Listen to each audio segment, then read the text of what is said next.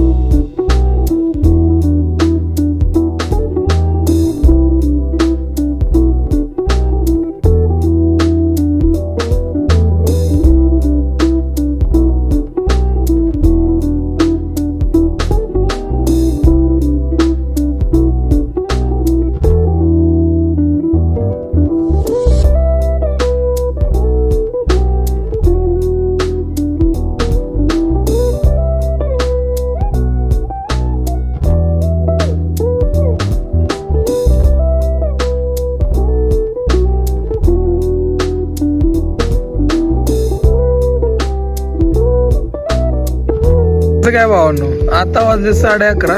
आता आलोय मी घरी. फुल राडा चालू आहे शॉप मध्ये आपल्या. एकदा विजिट करा तुम्ही.